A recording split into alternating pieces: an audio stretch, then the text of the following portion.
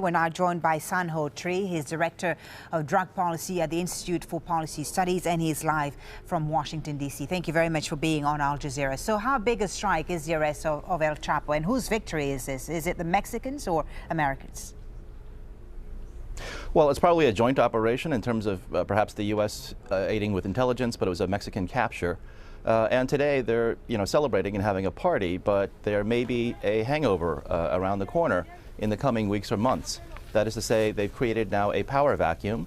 If the succession does not go well, the lieutenants of the Sinaloa Federation may fight amongst themselves, it may fracture, or the rival cartels may sense weakness or division and try to move in on their territory, which is very valuable trafficking routes. And that's where the real violence comes in. And so at the end of this process, however many years it takes, the turf wars will die down eventually, but there will still be drug traffickers to the United States. Right. There always have been. It's been going for decades. And so to what end is this a victory? That's the question for me. I like the fact that this is a very evil man and he's been brought to justice finally, but does this, it's not going to reduce the amount of drugs coming to the United States. And in fact, there's an internal study from the U.S. Office of Customs and Border Protection.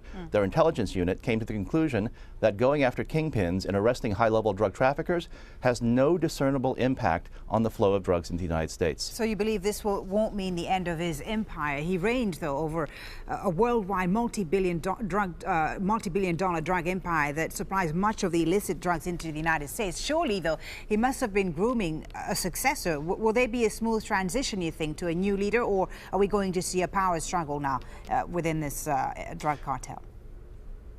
It's too soon to tell, but he's been living life as a fugitive for so long and been so secluded that it is very likely that he's already transferred a lot of that authority to deputies.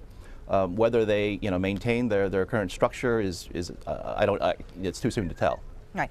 So in your opinion, this arrest will not stop Mexico's thriving drug trade, will it?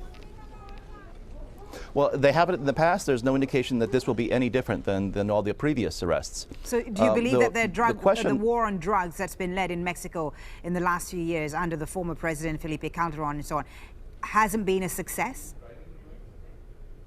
I don't think so, no. 80,000 people have died. There is still, it hasn't changed the amount of drugs coming to the United States, and is not likely to in the future. So what is the point of 80,000 dead? What going after kingpins does is that it opens up a vacuum. Then junior, cartel leaders try to take power, who are less experienced, more prone to violence, more rash, and that's not a good thing for society as a whole. That's not to say these older traffickers are any better, but El Chapo has had great longevity, and you don't achieve great longevity in this business by being brash and being too violent. He was one that favored the bribe over the bullet, but if you didn't take the bribe, he wouldn't hesitate to use the bullets. Whereas other cartels like the Zetas use bullets all the time. That's the only language they know. Okay. So I think that a lot of people are saying, why don't you targeting the much more violent cartels, the more problematic ones, who are also getting involved in extortion and kidnapping and that sort of thing, things that hurt people's daily lives. Okay, that should be the priority. San Ho Tree, thank you very much for your insight. Drug policy analyst San Ho Tree joining us there live from D.C. Thanks for your time.